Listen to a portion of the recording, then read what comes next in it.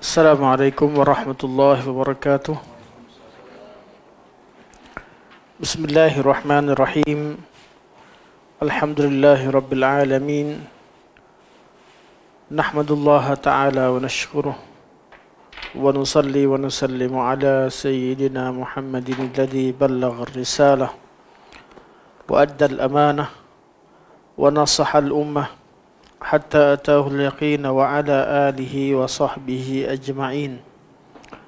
Subhanaka la ilma lana illa ma 'allamtana innaka antal alimul hakim. Rabbi shrah li sadri wa yassir li amri wahlul 'uqdatam min lisani yafqahu qawli, amma ba'd. Fa inna asdaqal hadits kitabullah wa khairal hadi hadi Muhammadin sallallahu alaihi wasallam wa syarrul umuri muhdatsatuha wa kullu muhdatsatin bid'ah wa kullu bid'atin dhalalah wa kullu dhalalatin finnar, thumma amma ba'd.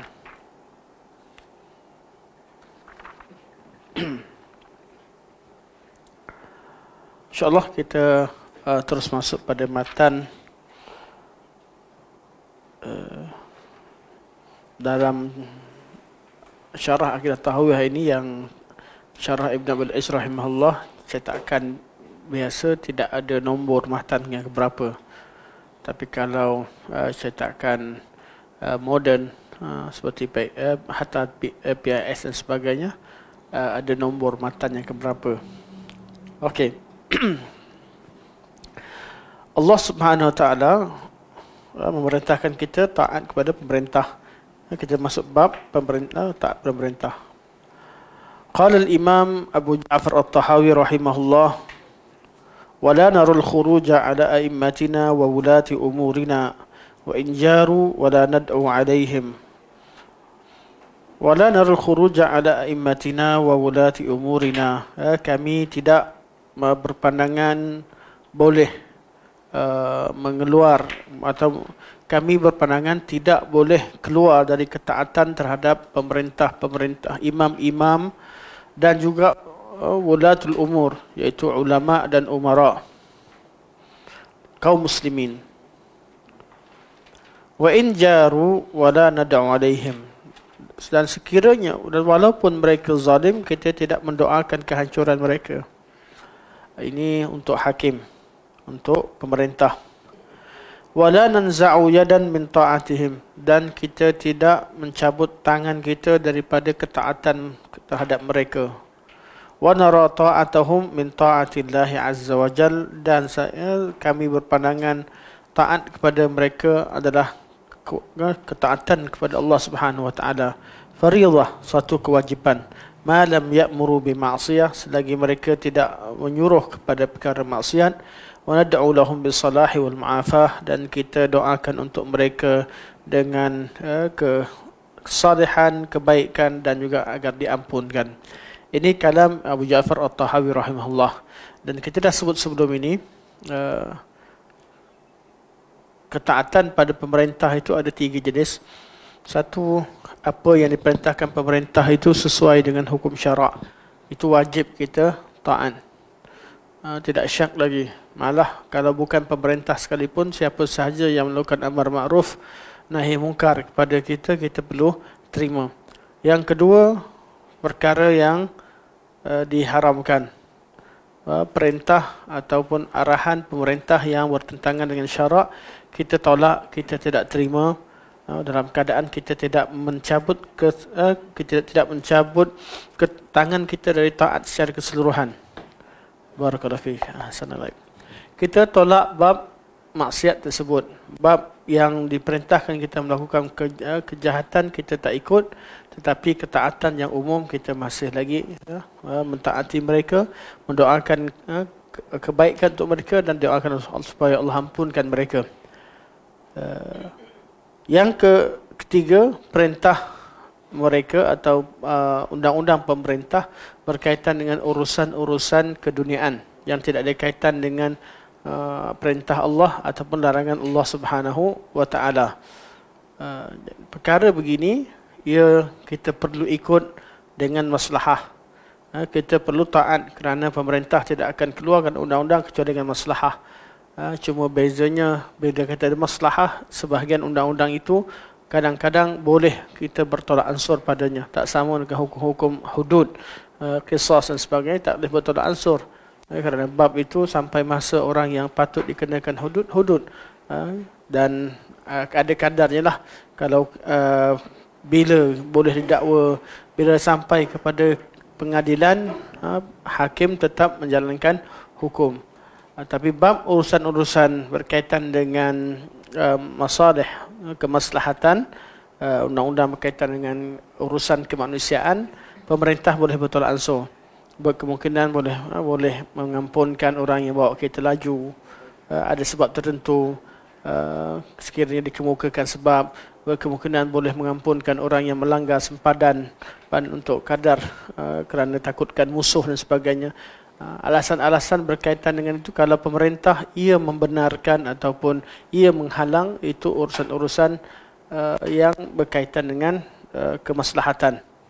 Jadi kita kena taat. Di samping ianya bukan ketaatan mutlak, ia ketaatan berkait dengan di bawah ketaatan pada Allah dan Rasulnya. Okey. Dan kita dah baca ayat ni. Allah Subhanahu wa taala berfirman, ya ayyuhallazina amanu atii'u Allah wa atii'ur rasul wa ulil amri minkum. Wahai orang-orang yang beriman, taatlah kepada Allah dan taatlah kepada ar-rasul. Taat pada Allah disebutkan kalimah ati'u, taat kepada Rasul juga disebutkan kalimah ati'u, menunjukkan bahawa ketaatannya adalah ketaatan yang langsung atau yang mutlak, tidak ada syarat. Manakala wa ulil amri minkum tidak disebutkan kalimah ati'u, artinya dia adalah ketaatan terhadap pemerintah bergantung kepada ketaatan mereka kepada Allah dan Rasul. Dan dalam ayat ini juga mengisyaratkan bahawa pemerintah itu hendaklah dilantik dari kalangan orang-orang yang menjadikan hukum Allah sebagai rujukan, dan mereka itu dari kalangan orang beriman. Jadi syarat ayat ini cerita pemerintah yang usahakan adalah dari kalangan orang yang beriman.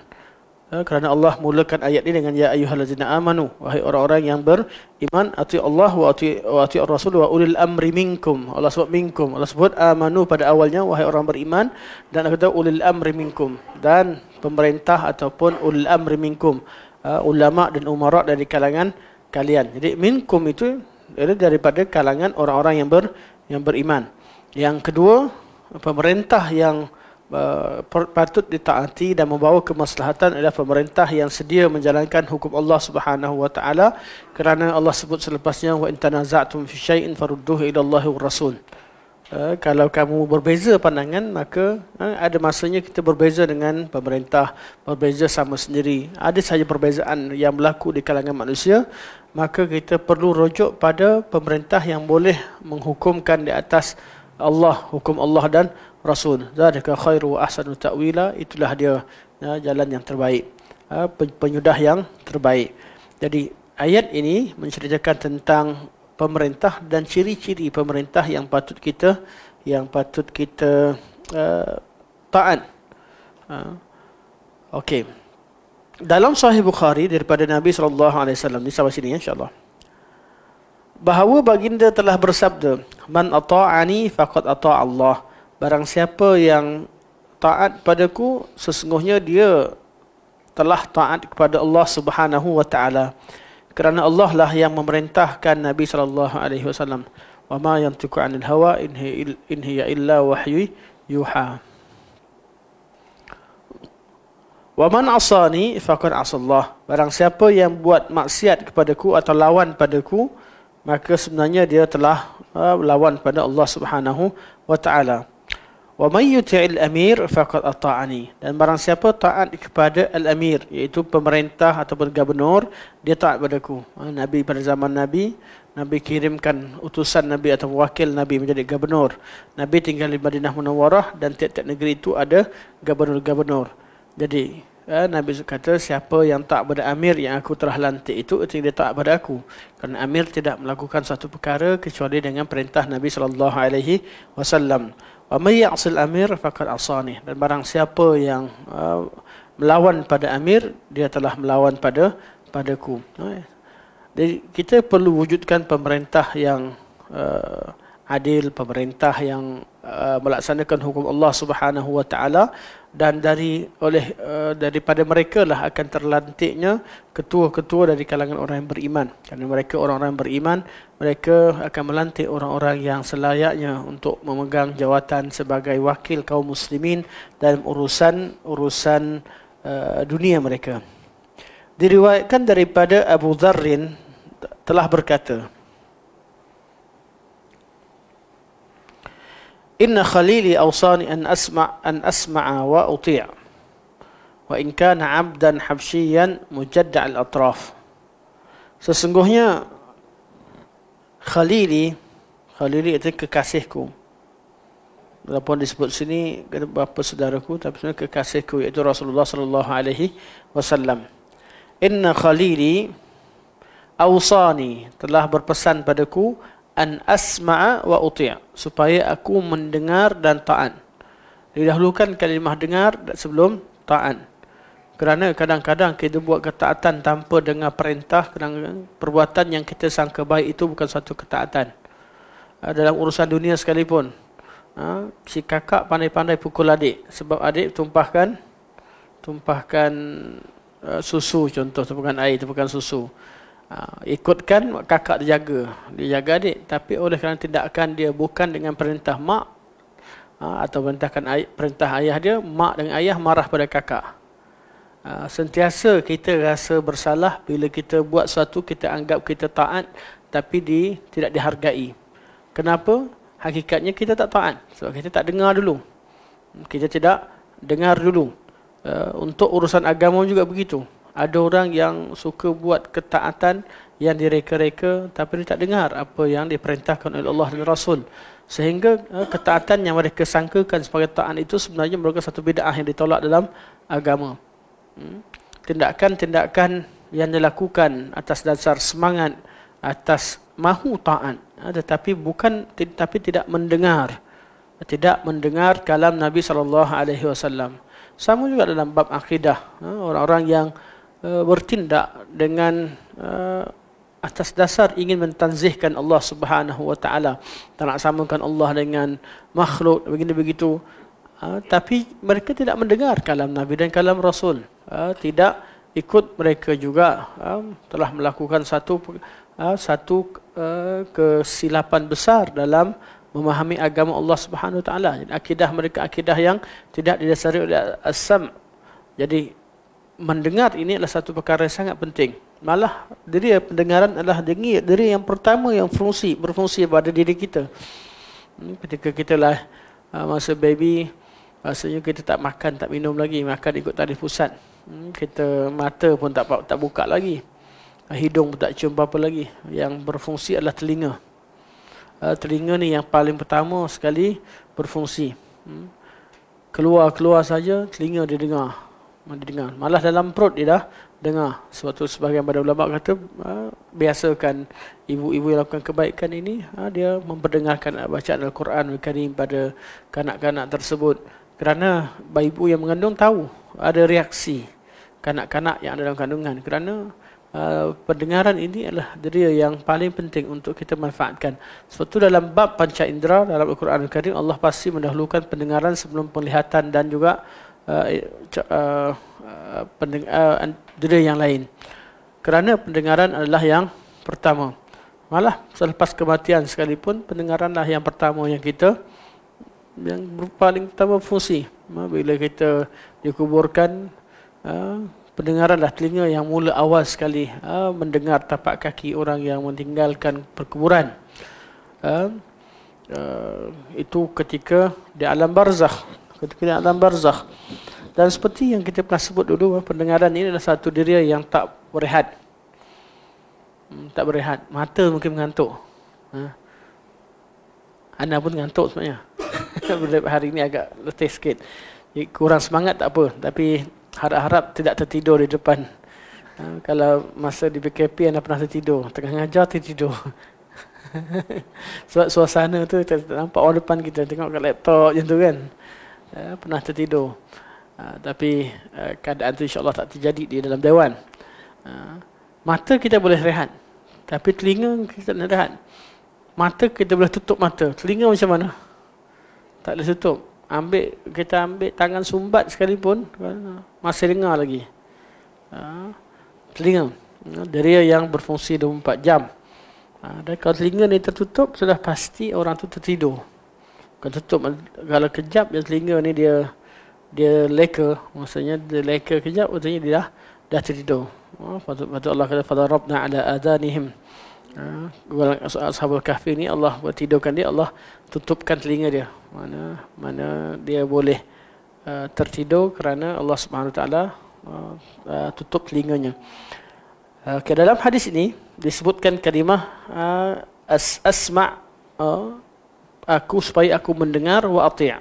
Kerana ketaatan itu tidak boleh datang daripada kehendak kita. Ketaatan itu datang daripada pendengaran. Kita dengar.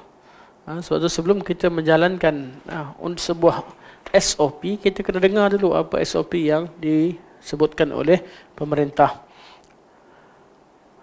Sesungguhnya kata Abu Dzar Al-Ghifari radhiyallahu anhu qala inna khalili awsani an asma'a wa uti'. Kekasihku perintah berwasiat padaku atau bersan padaku agar aku mendengar dan mentaati. Kepada siapa?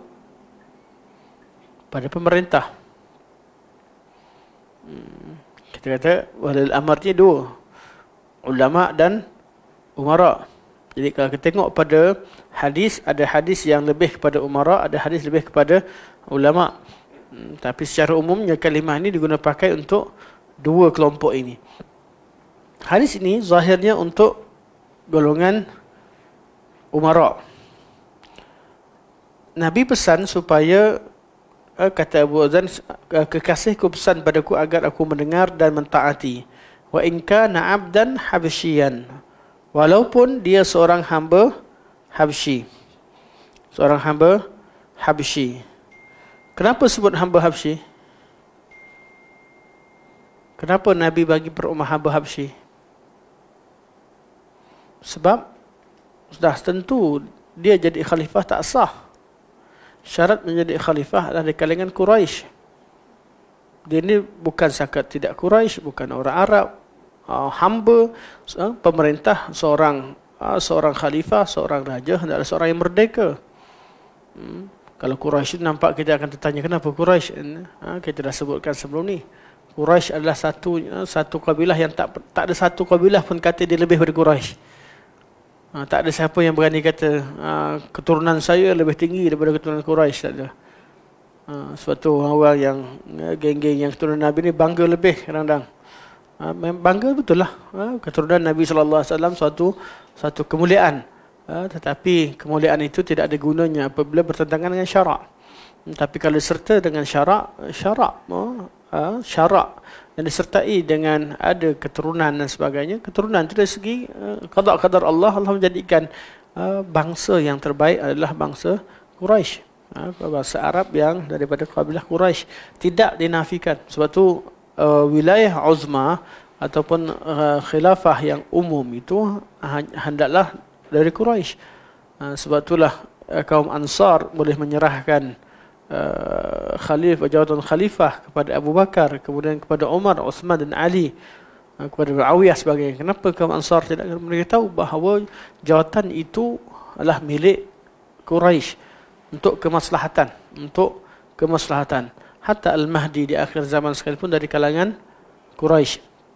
Sekarang ni jadi hamba kalau dalam keadaan tertentu. Kita duduk di mana sekalipun, kita akan terjadi situasi orang yang tak layak jadi pemimpin.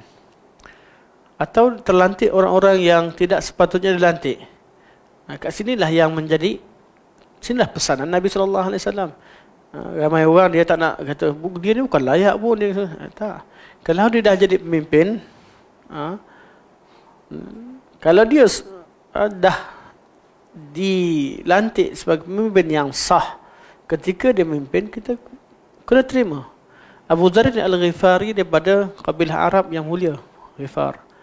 Nabi pesan, kalau ada hamba yang jadi khalifah atau jadi ketua kamu kena dengar. Walaupun dia hamba Habsyi. Satu dia hamba dia bukan merdeka. Yang kedua dia Habsyi, bukan Arab. Daripada Habasyah. Jadi syarat itu tidak cukup. Tapi Nabi suruh taat kepada pemerintah tersebut. Dan dari segi kekuatan pula, Nabi kata mujadda' al-atraf, cacat, keempat-empat, dua tangan dua kaki yang cacat. Apa lagi tinggal? Ada ke pemerintah yang sama kita begitu? Tak ada. Tapi Nabi nak tekankan pentingnya dengar dan taat kepada pemerintah yang sah. Apa gunanya ada pemerintah kalau tidak taat? Tidak bererti kita tidak boleh menyuarakan suatu pandangan dan sebagainya. Pemerintah itu dasarnya ada amar ma'ruf dan nahi munkar, tapi dengan tidak mencabut ketaatan ataupun mengangkat senjata melawan pemerintah. Hendaklah dengan cara yang baik, cara yang mendatangkan kemaslahatan untuk umat. Okey.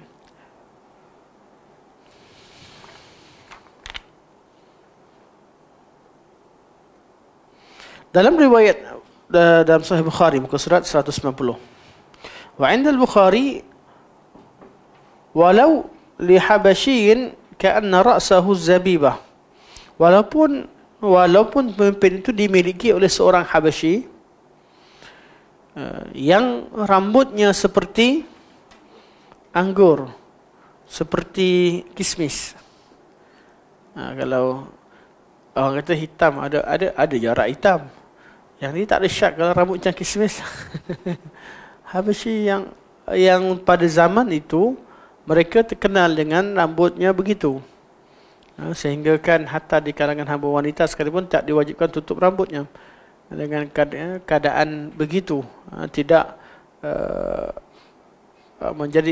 tidak menarik perhatian bagi bangsa Arab atau orang umum. Sebab tu aurat hamba, kita kena jangan peliklah kalau bahawa memang ada aurat hamba yang aurat hamba itu bagi wanita rambut tidak aurat. Sehinggalah datangnya ketika dibuka negara-negara seperti Turki, Atrak dibuka pada zaman kemudian ulama pada zaman itu menghukumkan haram. Hamba pun wajib tutup aurat. Pada satu ketika dahulu hamba tidak wajib menutup kepala mereka kerana mereka dihukumkan seperti kanak-kanak, tidak sempurna. Adakah tidak adil? Tidak.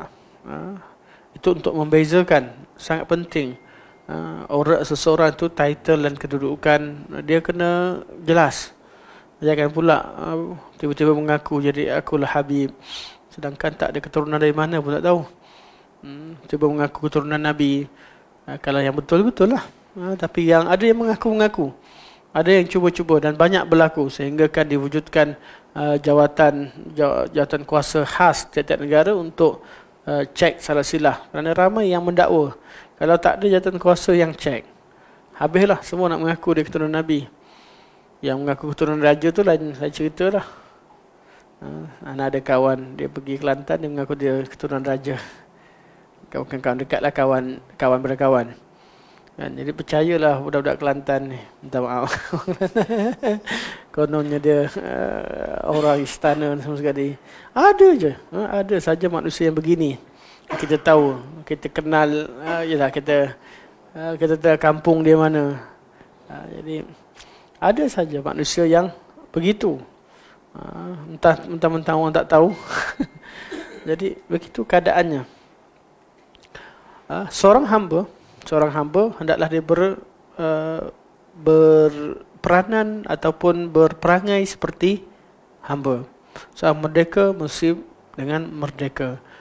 Itu kalau wujud pada zaman yang wujud sekalipun perlu begitu. Tidak ada perkara yang perlu disembunyikan. Tak apalah hamba sementara jadi hamba. Kemudian dimerdekakan. Hamba yang baik akan dimerdekakan. Hamba mukminah, kisah jariah. Bila orang nak merdekakan, cari hamba mana? Hamba baik ke hamba jahat? Hamba yang baik. Tak apalah, biar. biar dalam keadaan tertentu jadi hamba yang baik. Dan ikutkan pada syarat asal, mereka tidak layak untuk menjadi pemerintah. Tetapi kalau ditakdirkan satu ketika, sebab itu kerajaan Mamalik, mereka asal berhamba. Asal daripada hamba jadi pemerintah. Ulama tetap hukumkan kena taat pada mereka. Terjadi pada zaman selepasnya. Terjadi pada zaman selepasnya. Dan berkaitan dengan usul otak pemerintah ini sangat penting. Kerana zaman sekarang makin ramai orang yang menjadikan perkara ini sebagai perkara politik.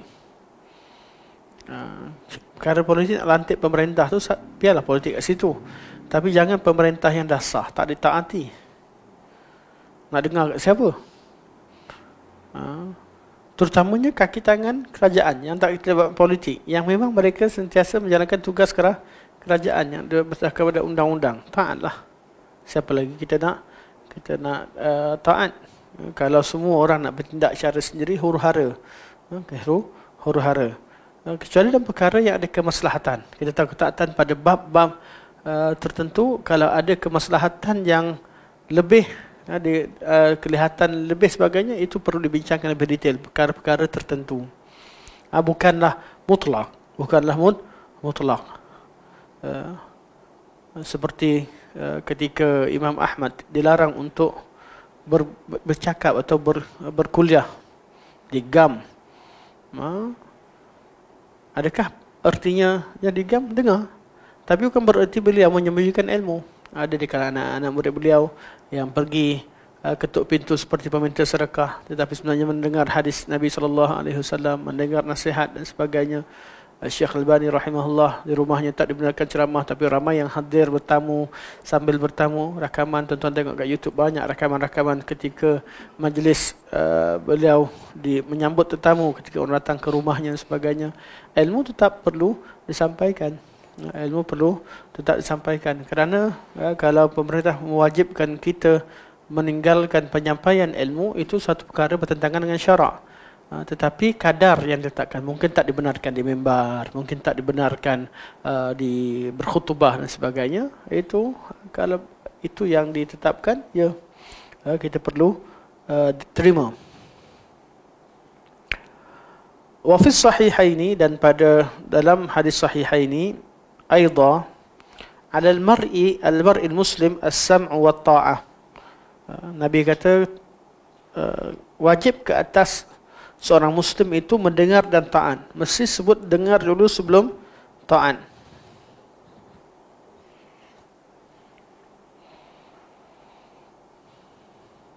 Jadi ada dua jenis manusia. Satu manusia yang dengar tapi tak taat. Dia tahu tapi tak patuh, tak ikut. Yang kedua, manusia taat tapi tak dengar. Dia buat mandai banyak. Sebab tu dua ni asam wa ta'ah sering disebutkan. Dan punca tidak asam wa ta'ah jugalah.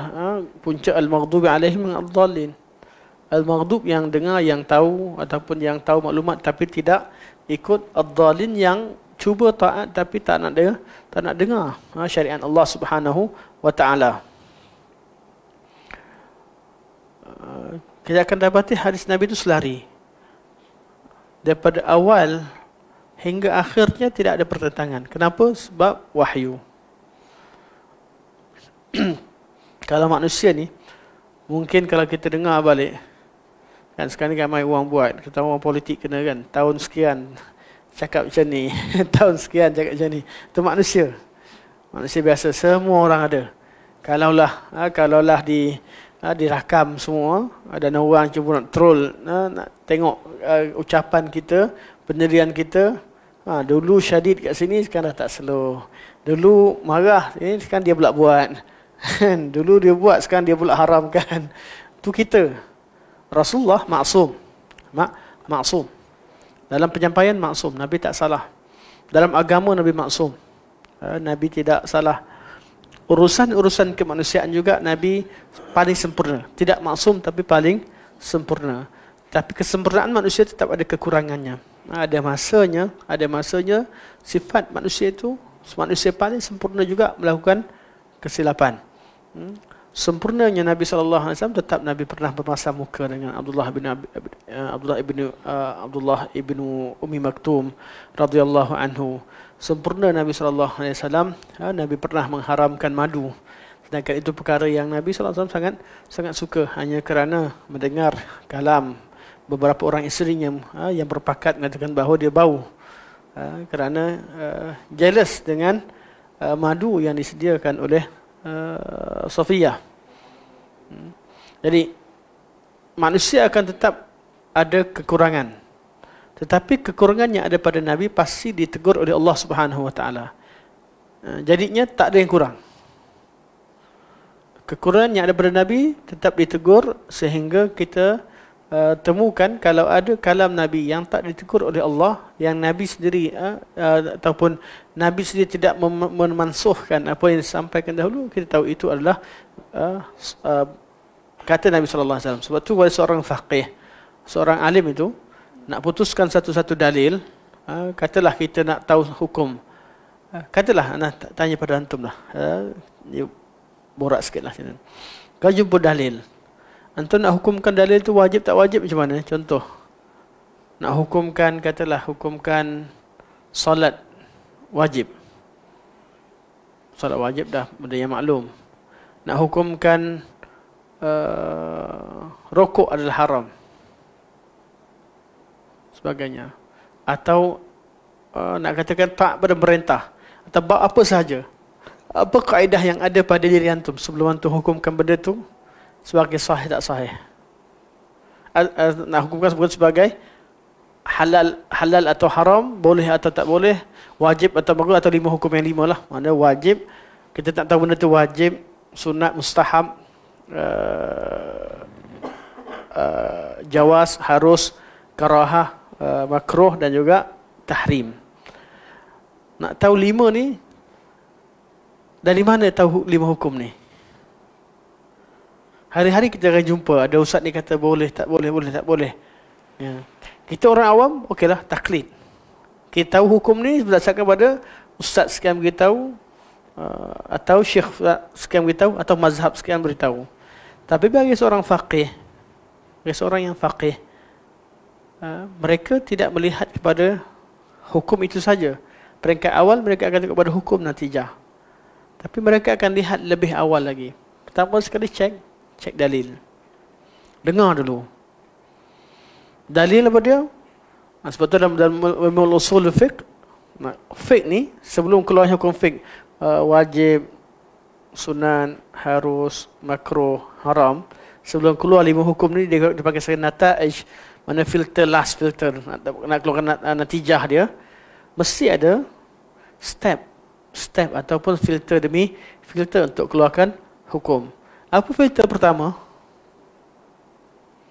Benda pertama sekali, nak tahu benda ni maklumat kita betul, hukum yang kita betul. Apa yang perkara pertama sekali? Kumpulkan dalil. Bab dalil. Betul? Al-Quran, Sunnah, Ijma'. Ni dalam semua bab. Kemudian adanya qiyas. Qiyas ini dalil yang banyak dipakai di mazhab Syafi'i dan juga mazhab Hanbali. Mazhab Syafi'i dan mazhab Hanafi ditolak oleh mazhab Zahiri. Mazhab Zahiri tidak menerimanya. Lepas tu kita ada qaulus sahabi. Dalil ni kita akan jumpa 3 dalil yang diijma'kan dan qiyas kebanyakan ulama pakai. Kemudian kita akan pergi jumpa qaulus sahabi yang banyak dipakai dalam mazhab Imam Ahmad dan Imam Malik. Kalau nak tengok kaul sahabat, apa pandangan Ibnu Ammar, apa pandangan Abu Hurairah, apa sebagainya, tengok pada fiqh mazhab Hanbali. Kita nak cari dalam fiqh Syafi'i tak banyak. Dan kitab fiqh Syafi'i yang menukilkan kalam sahabat. Tapi kalau kalam dalam fiqh Hanbali banyak menukilkan kalam sahabat-sahabat Nabi SAW. Sebab tu Imam Ahmad juga kitab Musnad tu sendiri kaya dengan riwayat daripada hadis-hadis mauquf daripada sahabat-sahabat Nabi SAW. Sebab memang menjadi dasar kepada mazhab Imam Ahmad dan juga mazhab Zahiriyah menjadikan qaul sahabi sebagai dalil. Dia filter. Kita ambil dulu dalil. Kalau sesuatu perkara tak ada dalil, selesai dah, settle. Kita katalah kaul tu ada dalam Quran, sunnah, ijma', selesai. Dan mana ada dalil, kita kata ada dalil. Tak ada kaul Al-Quran, sunnah, ijma', ada qiyas, okey, ada dalil, tapi dalilnya qiyas. Tak ada kaul sahabi. Kemudian ada apa? Ada amal ahli Madinah contoh. Al-Madinah dipakai oleh Imam Malik. Imam Malik duduk kat Madinah, sahabat tinggal Madinah, tidak ada bid'ah di Madinah Al-Munawwarah. Disepakati anak-anak sahabat tinggal di sana, tabi'in sampai zaman Imam Malik, dan di sana ribuan sahabat kat sana. Kalau tempat lain mungkin seorang pergi sana, 4-5 orang sana bertebaran di seluruh dunia. Tapi di Madinah ribuan sahabat. Jadi amalan mereka itu menjadi rujukan. Apa yang diamalkan oleh masyarakat yang Imam Malik adalah seorang tabi'ut atba'. Jadi ada 3 generasi, 2 generasi di atasnya, sahabat dan tabi'in atau tabi'in kalau nak ikut pada setengah pandangan. Jadi generasi ni di Madinah, generasi yang terpelihara. Sebab itu Imam Malik menjadikan amal Madinah sebagai rujukan. Amal ulama Madinah, bukanlah amal orang awam. Orang awam ada je. Amal ulama Madinah yang dipegang oleh ulama-ulama Madinah. Ini namanya filter. Dan ada seperti dalam mazhab Imam Abu Hanifah, dia ar-ra'yu, pandangan. Ar-ra'yu bukan akal. Akal bukan sumber tak syara', tapi ar-ra'yu. Ar-ra'yu artinya pandangan. Ar-ra'yu berdasarkan kepada dalil. Pemahaman berdasarkan kepada dalil. Ini semua dalil. Lepas kita tahu dalil, selesai tak? Tak. Dia pergi kepada dalalah. Kita pergi pada bab dalalah. Dalalah ada 2 jenis dalalah. Kita nak ambil dalalah yang kita ambil dalalah ni maksud apa maksud daripada apa yang terkandung dalam dalil tersebut. Dan kat sini yang perlu diingatkan kepada ramai di kalangan sahabat-sahabat kita yang salafiyah, ialah mula mencari dalil, perlu belajar sedikit memahami bagaimana ulama memahami beristidlal atau mencari dalalah pada nas. Dalalah pada nas dan dalalah pada berkaitan dengan hukum taklifi. Dalalah berkaitan dengan nas, sama ada dalalah yang mantuk, sama ada dalalah yang mafhum atau dalalah yang lazim. Tiga jenis dalalah. Yang mafhum, sama ada mafhum mutabaqah atau mafhum mukhalafah.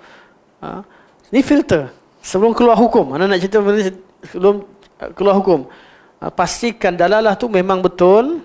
Kita faham secara, kalau faham macam mana awak faham? Secara langsung mantuk atau secara lazim tak langsung daripada benda lain, atau faham melalui mafhum. Mana fahaman cara terbalik. Mafhum pula mukhalafah ke muwafaqah. Dapatkan tu dulu. Lepas tu baru pergi kepada dalalah berkaitan dengan hukum taklifi. Larangan ke, perintah ke. Dalil itu berbentuk larangan atau perintah. Macam mana nak tahu kalau Nabi buat apa hukumnya? Kalau Nabi sebut contohlah satu hadis, Nabi sebut pahala. Contoh Nabi sebut pahala orang-orang yang berpuasa di hari 9 Zulhijjah. Apa hukumnya? Apa hukum puasa Zulhijjah? Bila Nabi sebut pahala, sunat. Orang kita tahu dah. Dalil-dalil yang menyebutkan pahala tanpa ada arahan, confirm sunat. Tapi kalau sebut dosa, kalau Nabi sebut dosa, Nabi tak larang, tapi Nabi sebut dosa. Haram ke makruh? Haram. Dia bukan lawan makruh, jadi lawan haram. Adalah mana ada bab yang kita belajar berkaitan dengan al-amr, an-nahi, berkaitan dengan al-jawaz, berkaitan dengan al-tahrim dan sebagainya dalam dalalan. Lepas pada itu kita akan pergi filter seterusnya. Akan selesai tak? Tengok am dan khas. Adakah tu semua untuk am atau ada mukhassas? Selesai tak? Tengok dulu. Pada masa dia, adakah dia nak tengok pada nasih dan mansukh? Nasah atau tidak? Hukum dia. Sehingga keluarnya natijah wajib yang ada pada dalil tadi valid atau tidak. Kita katakan dia wajib atau sunat atau harus atau makruh atau haram. Kerja yang jauh. Nak tahu satu-satu tu kena kumpulkan dalil dan macam-macam lah. apa jadi masalah pada masyarakat kita dalam banyak perkara ketika mereka melakukan ketaatan? Step pertama dah gagal. Ramai begitu. Iaitu tak minta supaya bila kita minta pada dalil, tak bagi dah. Tak benarkan dah. Tak boleh tanya dalil. Jadi macam mana nak sampai pada step? Macam mana hukum tu sampai? Jadi dia nak sekat orang ikut tanpa memahami. Ikut agama tanpa faham. Kita risau penghujungnya dia ikut dan mentakzimkan manusia, bukan mentakzimkan kalam Allah. Kalau kita ikut dengan faham, kita jadi contoh apa yang dibuat oleh manhaj salafiyah. Kita bukan nak suruh pengikut-pengikut jadi mujtahid, belagak pandai depan dia berdebat dengan sahaja. Tidak. Kita nak supaya apa yang kita putuskan dalam yang kita belajar daripada imam-imam yang ada itu perlu difahami jalannya. Sebab itu kita belajar bermula dengan step pertama tanya dalil. Dan perlu bezakan dalil apa erti dalil. Jangan bawa kalam mimpi masuk dalil. Mana ada, tak ada seorang pun yang kata mimpi itu masuk dalil. Ataupun kata guru saya, ataupun apa yang saya rasa. Ini golongan-golongan sufi yang merosakkan sumber dalil. Sufi yang sesat lah, bukan sufi yang berpegang dengan sunnah. Jadi dengan keadaan kita kata Nabi SAW sebut dalam bab ni, dan semua Nabi sebut dengar dan taat. Jadi nak sampai kepada dengar dan taat, ada benda yang mudah faham, ada benda memang kita perlu rujuk kepada orang ulama. Mereka lah ulil amri minkum. Kalaulah bab yang kita tak faham, dengan proses secara umum, nak sebut tadi secara umum dalam sebenarnya bukan secara ringkas itu ilmu usul fiqh secara umum, tapi nak fahamkan macam mana dalam tiap-tiap bab tu, tiap-tiap bab satu-satu, nak putuskan satu perkara dengan ulama melakukan proses pemahaman terhadap dalil atau mencari dalalah kepada satu-satu nas. Dengan begitu susah dan payah, tiba-tiba manusia dia tak nak dengar. Kalau dia pandai, dia yang dia tahu kesilapan, tak apa. Dan sebab itu dah berlaku. Orang awam yang pelekehkan ulama berapa ramai. Status anak tak maksudkan pun kepada khas kepada seseorang yang mengkritik Dr. Yusuf Qardawi sebagainya, walaupun ada isunya berkaitan, tapi lama dah sebut perkara ni. Orang alim pun diperintahkan untuk diharamkan untuk menghina orang awam. Allah kata wa ammasaila fala tanhar, orang yang tanya ni jangan kamu herdik. Mentang-mentang kamu pandai, jangan nak kata herdik dan mengata orang. Apatah lagi yang zaman sekarang, orang yang levelnya awam pergi herdik, semua ulama kena semua ulama kena maki. Kan? Sana sini, sedangkan kat mana alat untuk dia mengukur kesalahan ulama? Kita tahu ulama ni salah. Tapi kita tak nak orang tu menghina ulama, mengatakan mereka hilang. Dia kata ulama salah tanpa tahu dalil, akhirnya dia hanya mencerca. Dia hanya ikut. Dia mewarisi pergaduhan, mewarisi kebencian daripada gurunya. Kita nak warisi, kita belajar guru, nak warisi apa? Warisi ilmu. Kita tak warisi musuh dia. Tiap-tiap orang tu dia ada dalam ni dia ada musuh dia. Sama ada musuh, istilah musuh itu ada lawan dia. Taklah musuh sampai berperang, tidak. Tapi ada lawan dia. Ada orang yang bersaing dengan dia. Jadi kita disuruh untuk memahami ilmu dia dan memahami sehingga kita boleh berlaku dengan adil. Kalau benda yang kita tahu dia tak ada berkaitan dengan kebaikan agama, tak payah ambil kisah pun.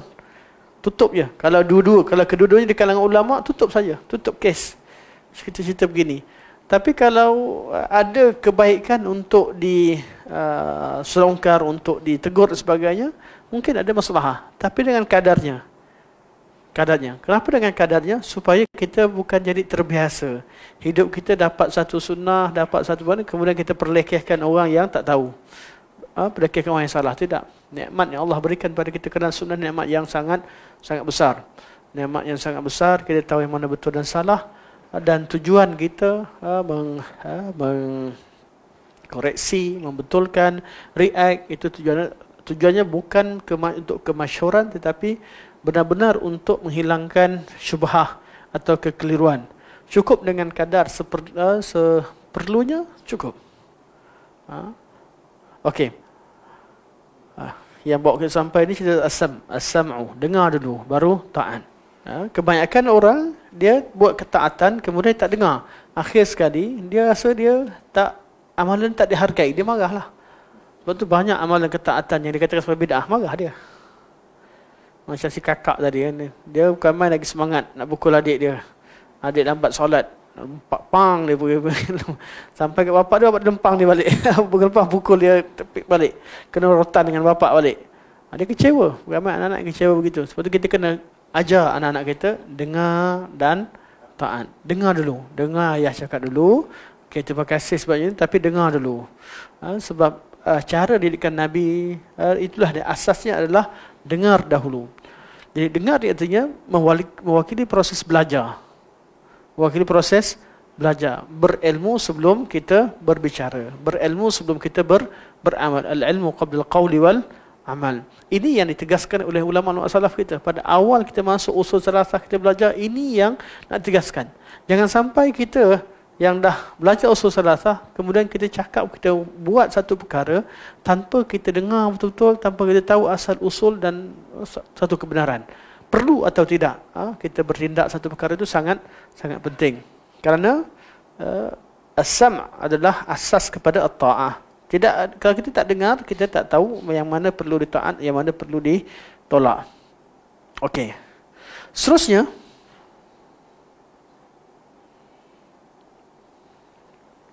Nabi kata, "Alal mar'il muslim as-sam' wa ta'ah." Wajib ke atas seorang muslim dia dengar dan taat. Fima ahabba wa karih. Sama ada perkara yang dia suka atau perkara yang tak suka. Taat bukan benda yang suka je. Benda kita taat artinya kita kena ikut. Sama ada urusan yang kita suka atau urusan kita tidak suka. Illa ayyumara bima'siyah. Kecuali kalau dia perintahkan untuk buat maksiat. Tak bolehlah. Untuk maksiat ni, perintah untuk maksiat, kita tak boleh taat. Tapi untuk urusan-urusan keduniaan dan urusan-urusan kebajikan, kita perlu taat walaupun kita tak suka. Ada setengah negara bila askar dah kurang perang, semua lelaki diwajibkan dipaksa jadi askar. Taat tak? Taat lah. Sampai satu ketiganya taat. Kecuali dia askar untuk serang negara Islam, untuk serang umat Islam, masa itu tidak ada ketaatan pada maksiat. Cari jalan untuk jauhkan diri daripada terlibat dalam perkara tersebut. Kerana itu masa itu dah berlaku fitnah. Berlakunya fitnah. Okey. Fa in umira bi ma'siyatin, sekiranya dia diperintahkan dengan buat satu maksiat, fala sam'a wala ta'ah, maka tidak ada dengar dan tidak taat. Dengar pun tak payah, taat pun tidak. Sebab tu bila kita duduk dalam sebuah masyarakat, kemudian kita dipaksa untuk buat bid'ah, banyak berlaku tidak? Banyak berlaku. Kita perkara yang kita tahu ianya mungkar. Jadi fala sam'a wala ta'ah. Tak boleh gunakan hujah. Ini dah diperintahkan oleh pejabat sekian dan sekian. Kalau perkara itu, sebab tu kena pastikan dulu. Perkara yang berbeza tak boleh kat sini yang di stopkan. Perbincangan wa in tanaza'tum fi syai'in farudduhu ila Allah wa Rasul, kat sini stopkan, susahlah. Kita berprinsip untuk dengar dan taat. Kecuali pada perkara maksiat. Urusan-urusan berkaitan dengan apa yang berlaku, walaupun manhaj salaf ini mengajak manusia kepada ketaatan dan sebagainya, tapi ada setengah perkara kita tak boleh taat sebab adanya setengah tempat, setengah perkara adanya perintah untuk melakukan perkara yang tidak selari dengan sunnah. Sebab itu nak selesaikan macam mana? Settlekan dulu yang mana sunnah, yang mana tidak, dengan adanya perbincangan ilmiah. Bukan diketepikan tokoh-tokoh yang mengkritik, tetapi hendaklah dibawa dan dibincangkan. Kalau dia bukan tokoh, buang dia terus daripada dunia keilmuan. Buang artinya biar dia pergi ke dunia pelajar. Bukan maksudnya buang dia pergi hantar ke mana. Kalau dia bukan tak selayak yang menjadi di kalangan ilmuwan jadi ahli mesyuarat ataupun ahli-ahli ilmu, buangkan dia daripada situ, bawa hantar dia ke tempat belajar dulu. Ramai orang yang sebenarnya dia berada di level sebagai penuntut, tetapi diletakkan di tempat yang tinggi. Atau sebaliknya, orang yang mempunyai ilmu yang tak dihiraukan ramai. Jadi tugas pemerintah adalah mewujudkan perkara ini supaya bila berlakunya perselisihan, tak mungkin seorang mukmin dengan mukmin itu berselisih kecuali tidak diselesaikan apakah erti ketaatan sebenar atau yang mana taat, yang mana maksiat. Betul, urusan-urusan berkaitan dengan perkara khilafiyah, betul, khilafiyah yang mu'tabar, yang memang tidak ada persamaan, memang hanya bezanya ijtihad, tak ada masalah. Tapi kalau perbezaan antara nas dengan dalil dengan bid'ah dan sebagainya, urusan ini perlu diselesaikan. Itu perlu wujudnya perbincangan ilmiah agar ketaatan kita kepada satu perkara yang diperintahkan, ini ketaatan yang termasuk dalam bab taat kepada bukan urusan maksiat. Jadi Nabi kata, fa in umira bi ma'siyatin, kalau diarahkan buat satu maksiat ni kalau diletakkan bersama dengan bid'ah, dia berbeza dengan bid'ah. Beza kat mana? Maksiat melakukan pelanggaran terhadap hukum syarak, iaitu buat apa yang dilarang. Bid'ah ialah buat sesuatu yang tak disuruh. Tetapi kalau lihat secara umum, semua pelanggaran hukum syarak adalah maksiat. Bid'ah sebahagian daripada maksiat. Kalau lihat secara dengan neraca umum, iaitu apa sahaja yang melanggar hukum syarak, hukumnya haram, adalah maksiat. Tetapi kalau digandingkan kalimah maksiat dengan bid'ah ataupun dikatakan sebagai syubhat wa syahwat, di situ akan ada perbezaan antara dua jenis kesalahan. Jadi kita kata orang yang maksiat ni, dia buat sesuatu dengan syahwatnya, walaupun dia tahu, dan orang yang bid'ah buat sesuatu dengan syubhatnya dan tak nak belajar. Dua-dua masalah ni perlu selesai dalam masyarakat. Jadi apa tugas kita sebagai yang bekerja di pusat-pusat ilmiah atau tugas pejabat-pejabat agama dan sebagainya, selesaikan masalah ni. Selesaikan masalah-masalah perkara begini. Bukan masalah khilafiyah perlu didiamkan sepenuhnya. Tidak juga diungkit perkara-perkara yang furu' yang terlalu kecil, yang tidak sepatutnya ada berlaku perbezaan pandangan.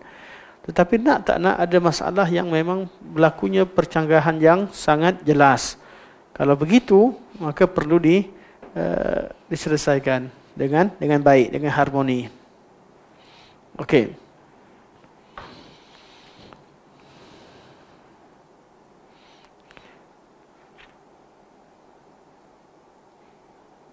Kita ambil sampai sini dulu insya-Allah. Masa kita dah. Kita sambung pada hadis Huzaifah insya-Allah. Juga berkaitan dengan taat pada pemerintah. Kita buka ada soalan insya-Allah kalau ada soalan. Silakan. Puasa Arafah ya saya. Ya saya.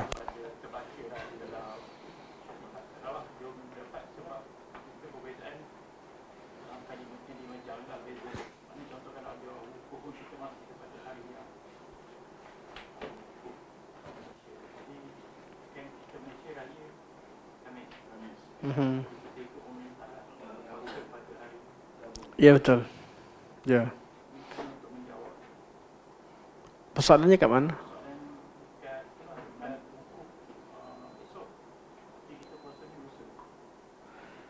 Kita puasa 9 Arafah, 9 Zulhijjah, tidak ada kaitan dengan wukuf. Dia kerana 9 Zulhijjah, galakan untuk puasa 9 Zulhijjah bukan kerana wukuf. Hikmah ada. Kita hikmah orang Arafah sedang ada hari yang ke-9, orang di Mekah dia sedang berdoa kepada Allah Subhanahu Wa Taala, mustajab doanya kerana mereka berada di Arafah di hari yang ke-9 sedang melakukan ibadah haji. Dan kita juga berpuasa, maka kita juga mustajabkan doa kerana puasa orang yang doa orang yang berpuasa itu mustajab, tambah lagi puasa pada bulan Zulhijjah, pada bulan Al-Haram, dan juga pada 10 hari terbaik dunia dan sebagainya, dan juga pada hari matahari yang terbit terbaik. Jadi ada begitu. Tapi secara syariatnya, untuk yang selain buat haji, selain pada orang buat haji, puasa mereka adalah bergantung pada tarikh 9 Zulhijjah, bukan kepada wukuf. Jelas? Jadi yang ada kat Mekah, mereka wukuf. Mereka tak puasa. Syariat untuk mereka. Mereka, tempat mereka mustajab adalah di Padang Arafah ketika waktu zawal sehingga ketika mereka wukuf lah, waktu tengah hari sampai waktu lepas zuhur sampailah waktu maghrib. Malah selepas maghrib, mana kalau nak wukuf, nak sah tu sampai pada subuh besok lah. Tapi kadar yang Nabi buat tu, Nabi keluar dari Arafah pada selepas masuk waktu maghrib. Nabi pergi ke Muzdalifah. Kemudian Nabi solat jamak takhir di Muzdalifah. Jadi kalau orang tanya macam mana, jangan risaukan bab tu. Kita fokuskan pada bila bulan Zulhijjah. Tapi untuk berdoa, alhamdulillah tak apa. Untuk berdoa, kalau ada orang yang kata nak berdoa ketika orang sedang wukuf, kemudian juga nak berdoa, tak ada masalah. Memang waktunya waktu berdoa. Sepanjang 10 hari ini waktu kita beribadah, baca Quran dan berdoa, berzikir kepada Allah Subhanahu Wa Taala, terutamanya pada waktu-waktu yang kita tahu yang bertepatan dengan wukuf, tapi tidak jadikan itu sebagai satu syariat yang sendiri. Kita puasa kita adalah kerana 9 Zulhijjah, bukan kerana wukuf. Jelas insya-Allah. Anda tak sempat tengok, anda nampak macam Dr. Basit ada share, tapi anda tak sempat baca status beliau. Anda nampak sahabat Asma share, tapi itulah kelemahan anak tak semua anda baca. tak ikut sangat semua perkara yang di share. Tapi nampak ada satu poster, boleh rujuk kot insya-Allah. Apa yang Dr. Abu Anas sebut, beliau lebih layaklah untuk jawab perkara ni. Kalau ada jawapan beliau beza dengan ana, ambillah jawapan beliau. Ambillah jawapan beliau kerana beliau lebih alim dalam bab ini. Saya pernah nampak poster tu. Nanti anda jumpa sahabat semua ada share berkaitan dengan puasa dan juga di Malaysia hari Khamis baru raya, sedangkan di Saudi hari Rabu. Secara umumnya kita beribadah sesuai dengan tarikh yang ada di tempat kita. Ikut pada pemerintah. Jangan pula besok lusa tiba-tiba semua korban besok. hari Rabu korban semua, kacau. Jangan. Lembu tu simpan sampai hari Khamis. Hari Khamis lepas solat raya baru kita korban. Tapi kalau sembelih tu panggil anak makan sekali, dia jadi daging biasa, halal, dapat pahala sedekah tapi tak dapat pahala korban. Berlaku ana masa jadi untuk wakil jawatan mufti Saudi untuk cek zabaih tu, ada sebab penyembelih ni dia orang dapat upah per kepala, jadi dia tunggu je nak sembelih. Sebelum lagi orang suruh sembelih, dia sembelih awal dah. Jadi syarikat rugi sebab satu kumpulan dari Syria ni dia ada lebih kurang dalam 20 ekor. Dia sembelih kejap. Jadi ada seorang yang jaga kaunter untuk melepaskan dia. Dia mungkin tak peka, orang tu minta dia bagi je. Dia ingatkan orang tu nak sedia je. Yang dia terus sembelih sebelum selesai solat. Jadi dah sia-sia 20 ekor, mengamuk tokai kambing tu. Hilang 20 ekor hanya kerana kesilapan, tak tahu pihak mana silap. Jadi kalau berlaku macam tu, daging tu halal lah, sedekah. Seperti hadis Nabi sallallahu alaihi wasallam kita tahulah. Okey. Ada soalan lagi insya-Allah?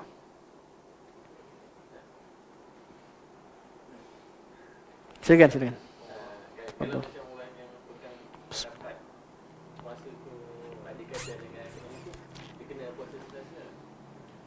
Memang kena puasa pada hari pertama. 1 sampai 9 puasa lah. 1 sampai 9 semua amal ibadah yang syariatkan, termasuk puasa. Tidak masalah pun. Bab-bab begini, kalau ada orang puasa, yang halang, bawa halang. Memang hari itu kena puasa pun. Tak jadi bid'ah lah, tak jadi bid'ah. Dia seorang yang inginkan kelebihan hari Arafah. Dalam keadaan memang dia amalkan bukan benda yang bid'ah. Tidak pada hari yang patut puasa. Dia doa juga waktu yang patut berdoa dan sebagainya. Harapannya itu katanya harapan kerana membaca kitab-kitab sebagai ulama kata hikmahnya bertepatan dengan masa orang sedang berdoa sana kita berdoa kadang-kadang berkaitan hikmah bukan begitu. Dia mengharapkan harapan tidak salah. Dia tidak mencipta satu perkara baru. Kerana itu juga ada ulama yang katakan boleh, tak masalah. Tapi secara faktanya kita berpuasa bukan kerana Arafah, bukan kerana wukuf. Kita puasa kerana 9 Zulhijjah, itu hari Arafah. Anggap kita tak tahu Mekah puasa hari apa macam zaman dulu. Zaman sekarang ni kita jadi pening. Dia akan terjadi juga kalau kita gunakan sistem macam tu. Bila Lailatul Qadar, Lailatul Qadar dah habis ke belum? Kan, kat Jepun dah subuh, kita baru nak solat. Kan, kita dah subuh dah tengok matahari Lailatul Qadar. Arab Saudi baru nak solat. belum lagi. Jadi keadaan waktu ni kita tak boleh jadikan sebagai ibadah ni. Kita taat kepada apa yang Allah khitab syarak kepada kita. Bukan pakai logik. Kita tak tahu. Kita tak tahu secara detail. Apa yang Allah perintahkan pada kita, itu kita amalkan. Kalau pakai otak, pening lah. Itu jadi ada kalam tu. Tak boleh terima. Aina Allah fis sama', dia tak fikir. Bumi ni bulat. Dia tak fikir. Atas mana satu? Dan Nabi tunjuk ke atas. Nabi pandang ke atas ketika kiblat. Dia kata qad nara taqalluba wajhika fis sama'. Nabi bolak-balik pandang ke atas mengharapkan wahyu turun untuk tukar kiblat. Allah tunaikan permintaan, tunaikan harapan Nabi sallallahu alaihi wasallam. Nabi buat macam tu, buat jelah. Nabi tanya aina Allah. Nabi kata fis sama'. Jadi dia kata fis sama'. Nabi takrirkan. Nabi kata dia beriman, percaya jelah. Buat apa pakai otak? Bukan maksudnya tak dipaham otak, faham je pun. Kalau kita cerita, tapi maksudnya prinsip kita kena ikut apa yang khitab syarak pada kita. Artinya apa yang dalil suruh kita buat. Bukan kita gunakan logik yang terhad ini untuk menolak nas. Itulah masalah kalam. Dan sebab tu sejak dulu lagi ilmu kalam ni ilmu yang mengajar begitu, ilmu yang mengajak yang menjadi punca kepada semua masalah sifat. Semualah daripada semua kumpulan-kumpulan ni puncanya daripada ilmu kalam. Kalau dia pakai logik bulat, bumi bulat, dia tak tahu mana atas tu kan. Patutnya pada dia orang langit pun dia tak ada atas. Betul lah. Itu pun yang selalu katakan. Jadi langit kat mana tanya dia?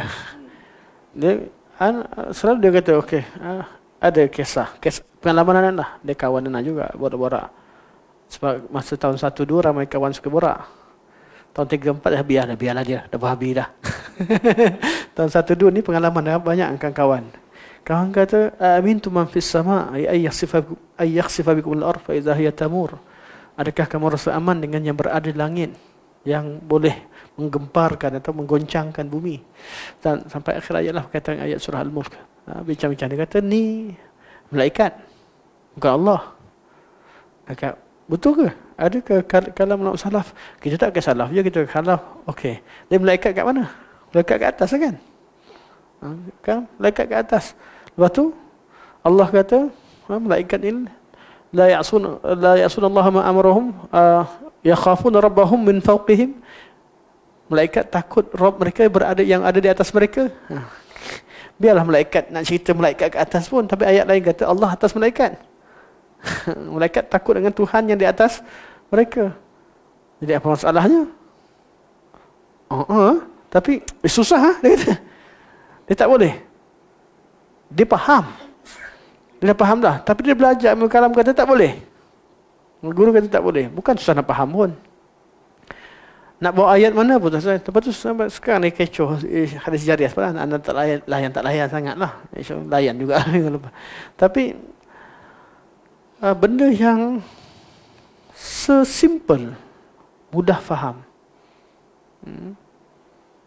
Kita ni last 1 minit last ke 11 tak pun lambat jadi kan. Tak apa. Kita ni terima tak terima sifat 20?